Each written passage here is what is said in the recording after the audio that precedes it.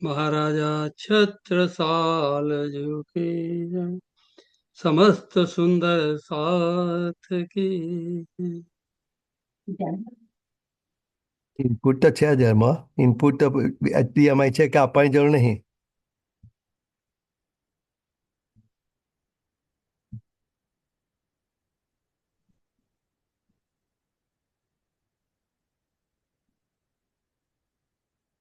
Mike આપી દો મને. Everybody can hear my voice properly? Yeah, Braja, ચાલુ રાખ, વાંધો નહીં. You can continue. But your face in the middle is distracting વાંધો me. નહીં, તને બધા દેખાય છે. You can continue.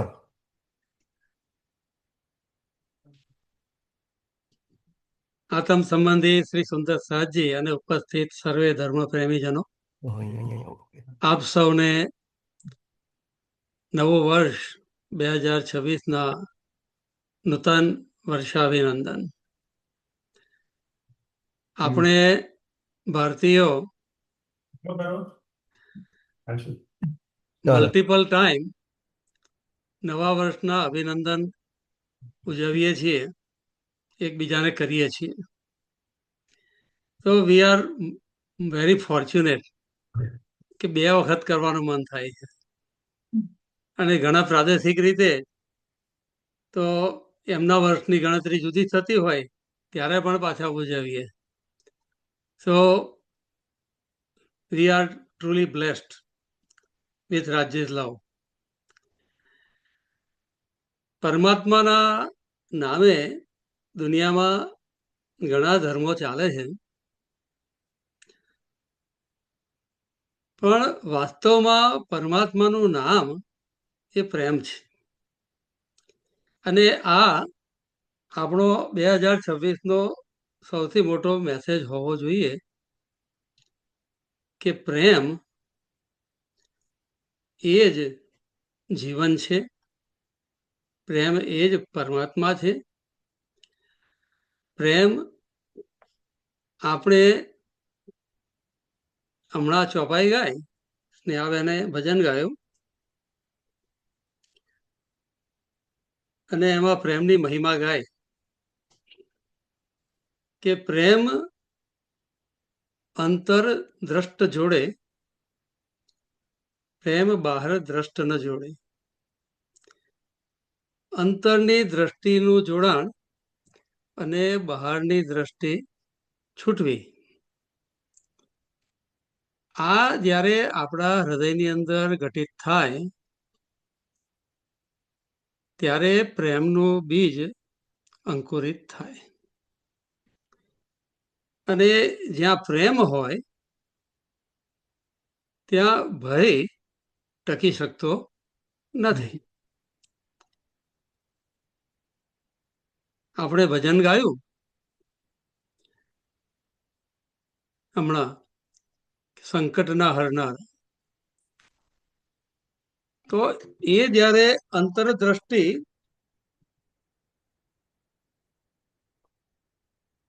હું આ સત્સંગમાં છું, 10-15 મિનિટ પછી વાત કરીએ.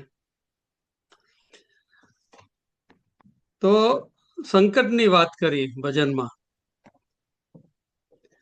તો કયું સંકટ આપણા માથે આવ્યું છે એનો પણ આપણે વિચાર તો કરવો પડે. એ ક્યારે સંભવે?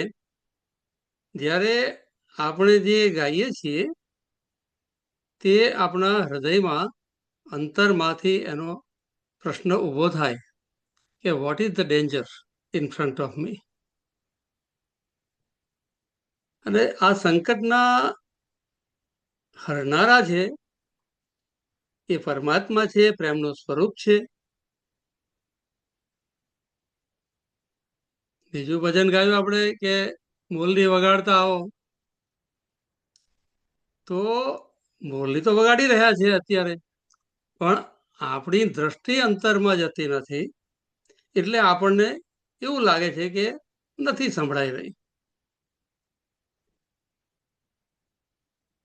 Everything is happening within. બધી જ ઘટનાઓ આપણા અંદર થાય છે 2026ના વર્ષની અંદર સૌથી પહેલી આપણી પ્રતિજ્ઞા એ હોવી જોઈએ કે આંતરિક રીતે કઠોર થયા વગર આ ખેલને જોવા આવ્યા છે. હમણાં એ પણ ભજન ગાયું આપણે, ખેલ જોવાને આવ્યા આપણે.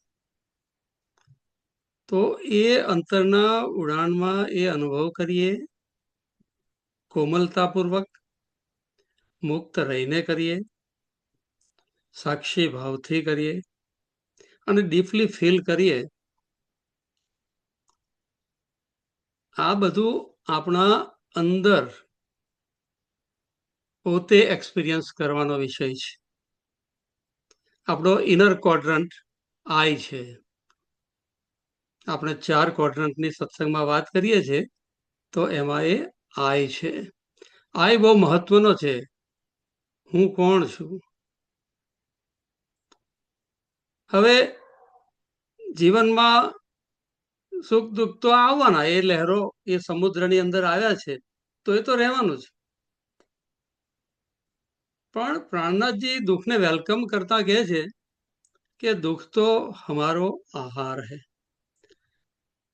સફરિંગ દુઃખ જે છે એ તો આપણો ટીચર છે, શિક્ષક છે, ગુરુ છે. અને એ શિક્ષક જ્યારે આપણી સામે, દુઃખરૂપી શિક્ષક આપણી સામે આવે, ચેલેન્જીસ આવે, ત્યારે એમાંથી કડવાટ ના પેદા થવી જોઈએ. એનું આપણે બહુ ધ્યાન રાખવાની બહુ જરૂર છે. કારણ કે જેવી કડવાટ આવી તે વખતે તરત જ ભયનો પ્રવેશ થાય છે અને સંકટ ના હોય છતાંય એ મોટું થવા લાગે. એટલે આપણી પરિપક્વતા અંદરની ઇનર મેચ્યોરિટી એ બહુ અગત્યની બાબત. આપણે 2026માં હેપી થવું હોય તો this is essential requirement. Let suffering refine our self, not embitter us. આપણી વિચારો, આપણા ભાવનાઓ, આ બધું આપણા અંદર ચાલે છે. ઈચ્છાઓ પણ આપણી બધી અંદર ચાલે છે. અને એ જ્યારે આપણે આપણા આત્માના આનંદ સાથે ઇન્ટિગ્રેટ કરીએ અને જોડી લઈએ, એને સંયોજિત કરી લઈએ, તો કદીએ દુઃખ આપણી નજીક આવી શકે નહીં. અંગ્રેજીમાં દુઃખના માટે 2 શબ્દ છે, પેઇન અને સફરિંગ. પેઇન એટલે સોય ભોગાય તો સહેજ આપણને સેન્સેશન આવે. પેઇન એટલે સેન્સેશન. અને સફરિંગ એટલે એ સેન્સેશનથી પીડાવો. બંને જુદી જુદી વસ્તુ છે. તો ચેલેન્જીસ તો છે, પણ ચેલેન્જીસમાં પીડાવાનું ધ્યાન ના રહે અને પ્રેમ પર ધ્યાન જાય અને રાજ્યના પ્રેમની માટે કુતૂહલ બનીએ આપણે. અને અબ કહું રે ઇશ્ક કી બાત, આ પ્રેમની પ્રેક્ટિસ આપણે કરતા રહીએ તો આપણને ઇનર પીસ અને હેપીનેસનો એક્સપિરિયન્સ નેચરલી થાય.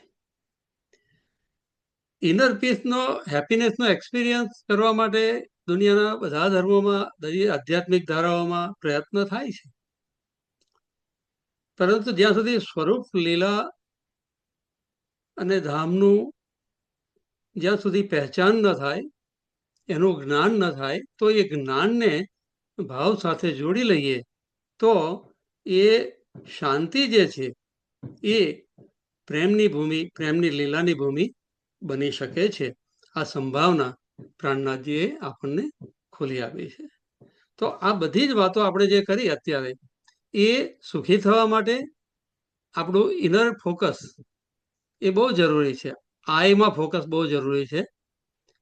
આઈ એટલે આપણો સ્કિન એન્કેપ્સ્યુલેટેડ ઈગો નહીં, બહારની ઓળખાણ નહીં, પણ અંતરથી, આત્માથી મારું સ્વરૂપ શું છે, આ જન્મ પૂર્વે અને આ જન્મ પછી હું કોણ છું? આ પ્રશ્ન જે છે એ ખૂબ મહત્વનો છે. એ સૌને યાદ રહે એવી પ્રાણનાથજીના ચરણોમાં હાર્દિક પ્રાર્થના કરું છું.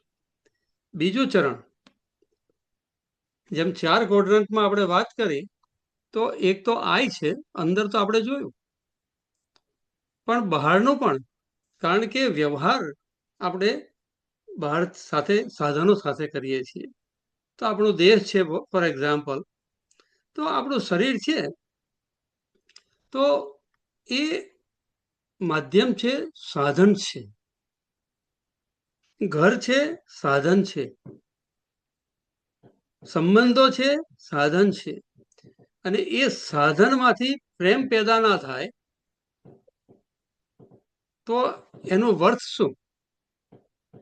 એટલે ઈટ ક્વોડ્રન્ટ બીજો જે છે તે upper left is eye, upper right is eat. તે એટલે મારું શરીર, મારું ઘર, મારો સમાજ, બધું, બધા રિલેશનશીપ એમાં આવે.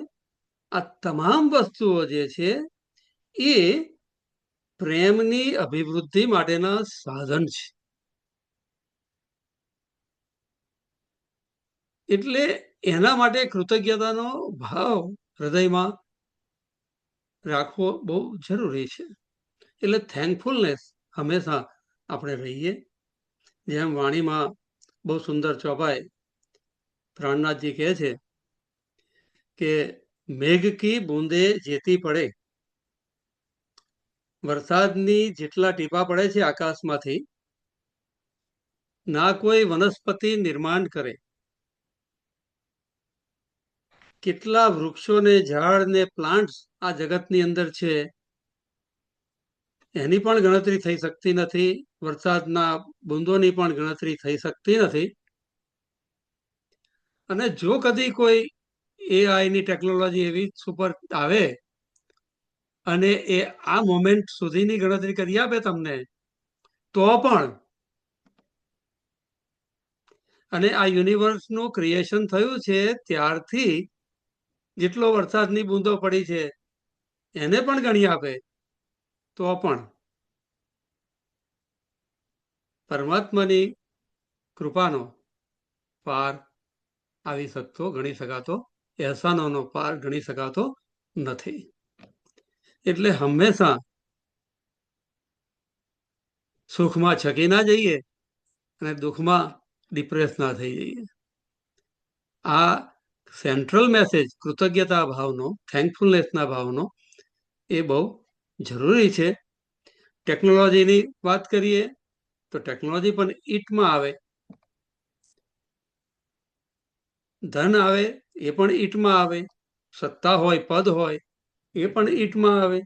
તો આ બધું એ જે છે એનો ઉપયોગ એવી રીતે કરવો, જો સુખી થવું હોય તો, કે જેનાથી આપણા અહંકારનો વિસ્તાર ના થાય. જો આપણે ટેકનોલોજીના મદમાં, ધનના મદમાં કે સત્તાના મદમાં કે બીજા કેટલાય જાતના છે મદ, એના અહંકારમાં જો આપણે વિસ્તાર કરીએ તો આપણે આ સાધન રૂપી જે આપણને જે પણ આપણા પર કૃપા થઈને પરમાત્માએ આપણને બક્ષિસ કરેલું છે એ કામમાં આવે નહીં, સાધન વ્યર્થ જાય. એટલે આ બીજી વાત થઈ. એક આય આપણા અંદરની વાત આપણે કરી, બીજી ઈટ તેની વાત કરી. હવે વાત કરીએ છીએ લોઅર લેફ્ટ ક્વોડ્રન્ટની વાત કરીએ છીએ કે વી એટલે કે આપણે સૌ અત્યારે જે રીતે ભેગા થયા છીએ, તો એમાં વિચારધારાઓ અલગ અલગ હોય, પણ એના કારણે ડિવિઝન ના થવું જોઈએ. હું સાચો અને તું ખોટો, આ પ્રકારની જે વિચારધારા છે, તો એ વિભાજનકારી વિચારો જે છે એ ડિવિઝનને વધારે છે. એટલે 2026માં આપણે સુખી થવા માટે આપણું ડિવિઝનને થોડું સોફ્ટ કરીએ. જ્યાં જ્યાં લાઈનો દોરી હોય એ બધી લાઈનો આખરે તો રેતી પર જ દોરેલી છે, અને જ્યારે તોફાન આવે ત્યારે રેતી પર દોરેલી લાઈનો જતી રહે છે. એટલે એ બાબતને ધ્યાનમાં રાખવી કે એ ધાર્મિક બાબતો હોય, પોલિટિકલ બાબતો હોય કે સાંસ્કૃતિક બાબતો હોય, એ વિભાજનનું કારણ બનવી જોઈએ નહીં. પ્રાણનાથજી પોતાની વાણીની અંદર અનેક ચોપાઈઓમાં આ વાત સમજાવે છે, અને એમ કે છે કે ભેષ ભાષા, રહેણી કરણી, માન્યતાઓના ભેદ, આ બધાના કારણે માનવ જાતમાં વિભાજન થઈ રહ્યું છે. માટે જ્યાં સુધી માણસ અંતર્મુખી થઈને આ વાસ્તવિકતાને સમજે નહીં ત્યાં સુધી આ સંભવ નથી. બીજી વાત, વી ક્વોડ્રન્ટમાં એટલે આપણે સૌ જ્યારે એકબીજા સાથે પરસ્પર વ્યવહારમાં હોઈએ તો પ્રાણનાથજી જાગણીનું એક પ્રકરણ છે, એમાં એમ કહે છે કે દુઃખ ના દેવું ફૂલ પાંખડી, દેખું શીતલને. ત્યાં એમ કહે છે કે ફૂલની સંબંધોને કેવી રીતે જોવા જોઈએ આપણે. ફૂલની પાંખડી મારવાથી કેટલું વાગે? એટલા બધા સંવેદનશીલ જો આપણે થઈએ, જેટલા સંવેદનશીલ વધારે થઈએ એટલી વધારે સુખી થવાની સંભાવના. એટલે 2026માં આ કરીએ, આપણે યાદ રાખીએ કે મારું આ સોશિયલ એથિક આ છે, મારું આ સામાજિક આચાર સંહિતા મારી આ રહેશે. જ્યાં સુધી સંભવ હોય ત્યાં સુધી આ વાત દિલમાં તો રાખવી જ. ક્યારેક દુઃખ થઈ જાય કોકને, that's okay, we are all human being, એટલે that is going to happen. આપણે બધાએ સબ્જેક્ટ ટુ કરપ્શન, અને ધેટ ઇઝ ઓકે. પણ એ અવેરનેસ હોવી બહુ જરૂરી છે કે દુઃખ ના દેવું ફૂલ પાંખડી. બીજું શું છે કે જે વૈવિધ્યતા જે છે, જ્યારે સૌની વચ્ચે આપણે રહીએ છીએ અત્યારે, ત્યારે વિવિધતાનો સંઘર્ષ નહીં હોવો જોઈએ, એમાં કોન્ફ્લિક્ટ ના હોવો જોઈએ. અને આપણે શ્રેષ્ઠતાને બદલે વિનમ્રતાને આગળ કરી અને જો જીવીએ તો આત્મિક દ્રષ્ટિથી આપણું જીવન આગળ વધે તો definitely we become more lovable to other people. તો જ્યાં પ્રેમનો રસ વહે છે ત્યાં હંમેશા દ્વૈત ભાવ એ ઓગળતો જ જાય છે. આ બહુ મુદ્દાની વાત આપણે સૌએ આખા વૈશ્વિક પ્લેટફોર્મને પણ આપણે જોઈએ કે જગતમાં આજે શું ચાલી રહ્યું છે, તો આ બધી બાબતો આપણને ખૂબ મદદરૂપ રહે. હવે છેલ્લી વાત કરીએ આપણે ઇટ્સ ક્વોડ્રન્ટની. આપણે આઈની વાત કરી, ઇટની વાત કરી, વીની વાત કરી, અને ઇટ્સ આખા જગતનું બ્રહ્માંડની આખી સિસ્ટમ છે, પર્યાવરણ છે, પોલિટિકલ સિસ્ટમ છે, ઇકોનોમિક સિસ્ટમ છે, બધું બહુ બધી જાત જાતની સિસ્ટમ દુનિયામાં ચાલે છે. આ બધાની વચ્ચે આપણું જીવનનો સપોર્ટ ચાલે છે. એ જો સિસ્ટમ્સ ના હોય તો આપણું જીવન અહીંયા ચાલી શકે નહીં. જાગણી લીલાની અંદર આ સિસ્ટમ્સ અત્યારે જે આપણને બધી અવેલેબલ છે જગતની, એ જો ના હોય ઉપલબ્ધ તો આપણે જાગણીનું પણ કાર્ય કરી શકીએ નહીં. આપણું આધ્યાત્મિક ઊંચાઈનું પણ જવાની પણ આપણી યાત્રા સફળતાપૂર્વક સંપન્ન થાય નહીં. એટલે શિક્ષણના ક્ષેત્રમાં હોય, અર્થતંત્રના ક્ષેત્રમાં હોય, તો બધામાં આપણે એની પણ રિસ્પેક્ટ કરીને, કરુણા ભાવ લઈને, રિસ્પોન્સિબિલિટી સાથે આપણે આપણા વિચારો અને એક્શન્સને જવાબદાર રીતે નિભાવીએ. તો આ બધી વાતો, આ તારતમ જ્ઞાન આપણને ચારે દ્રષ્ટિથી, ચતુષ્કોણીથી, ચતુર્ભુજ ચારે દિશાઓમાં જોવાનું આપણને શીખવાડે છે, ફ્રોમ ઓલ ડાયરેક્શન્સ. તો મૂળ કેન્દ્રીય બાબત આની ક્યાં છે? આયમાં. હું કોણ છું, અને હું કોણ છું એનો જવાબ દરેકે પ્રાપ્ત કરવો જોઈએ. આ જગતની અંદર જેટલાય પણ મોટા મોટા ખોજીઓ આવ્યા છે એમના બધાના આ પ્રશ્ન હતો કે હું કોણ છું, અને એટલા માટે એ આપણો પણ એ પ્રશ્ન હોવો જોઈએ. આપણને પોતાને અનુરૂપ એ પ્રશ્ન મળવો જોઈએ, અને એ મળ્યા પછી તમારે એ જાણ્યા પછી શું એનો પણ વિચાર કરવો જોઈએ. અને એ જાણ્યા પછી શું કરવું, અને શું કરવું પછી એનું શું ફળ મળે, અને એ ફળ મળ્યા પછી શું કરવું, બીજાને વહેંચવું કે મારે એકલા ખાવું. આ બધી બાબતોનું ચિંતન કરવાની આખી પ્રાણનાથજીની વાણી આપણને પ્રેરણા આપે છે. હું એક અંતિમ ચોપાઈ કરી અને વાત મારી સમાપ્ત કરું છું.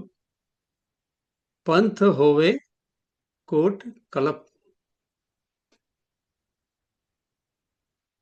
પ્રેમ પહોંચાવે મીને પલક. જબ આતમ પ્રેમ સો લાગી, દ્રષ્ટ અંતર તબહી જાગી. શરૂઆત આપણે કરી હતી કે અંતરદ્રષ્ટિ જગાવવાથી આપણે શરૂઆત કરી હતી. તો એનો ઉપાય અહીંયા આમાં પ્રાણનાથજી આપણને આપી દે છે. કઈ રીતે? કારણ કે love is the only reality. બાકી બધું ઇલ્યુઝન છે. ટાઈમ, સ્પેસ, કોઝાલિટી, કારણ, જે દેખાતું બધી વસ્તુઓ જે છે એ બધી જ વસ્તુઓ છે. વિષય માત્ર પ્રેમ છે. તો આ બાબત કદી એ ભૂલવી નહીં. અને આ પ્રેમ જ પરમાત્માનું અવતરણ આપણા હૃદયમાં કરે છે. એટલે કહે છે કે પ્રેમ પહોંચાવે, પંથ હોવે કોટ કલપ. યાત્રા બહાર કરવાની નથી, યાત્રા અંદરની યાત્રા છે, ભીતરની યાત્રા છે. પંથ હોવે કોટ કલપ, પ્રેમ પહોંચાવે વિને પલક. આપણા જ હૃદયની અંદર આપણને પરમાત્માનો સાક્ષાત્કાર થાય. પ્રેમ પહોંચાવે વિને પલક, જબ આતમ પ્રેમ સો લાગી. તો આત્મ સ્વરૂપની ઓળખ થઈ, આત્મ સ્વરૂપના સ્ત્રોત પરમાત્માના સ્વરૂપની ઓળખાણ થઈ, અને એ સ્વરૂપ પ્રેમ છે એ બાબતની આત્મસાક્ષી આપણને મળી. આંખો બંધ કરીને 2 મિનિટ બેઠા તો એ સાક્ષી મળી, તો તરત જ આપણા હૃદયમાં એ પરમાત્મા હોવાનું feelings, we feel it. He is here and now with me. He is not away. આપણે એ ભજન ગાવાનું પછી યાદ ના કે વાલો ક્યાં ગયા. વાલા તો એમ કહે છે કે હું તો ક્યાંય જઈ શકતો નથી, હું તમારા વગર રહી શકતો નથી. વાલો ક્યાં ગયા? અંદર જુઓ ને જરા, તો મળી જાય. એટલે આ વાત આપણે હંમેશા ધ્યાનમાં રાખી. અને my best wishes for all of you કે remember this 4 quadrants, 4 messages, and try to step in your meditation every day. એક વખત આયમાં ઉભા રહેવું, એક વખત ઈટમાં ઉભા રહેવું, થોડીક મોમેન્ટ્સ માટે વીમાં ઉભા રહેવું, થોડીક મોમેન્ટ્સ માટે ઇટ્સમાં ઉભા રહેવું. આ રીતે 4 જગ્યાએ પગ રાગીને ઉભા રહેવું. એ પ્રેક્ટિસ રોજ કરતા રહીશું તો definitely 2026 will be the happiest year of our life. प्रणाम जी, प्रणाम जी. सदा आनंद मंगल में रहिए. प्रणाम जी, प्रणाम जी.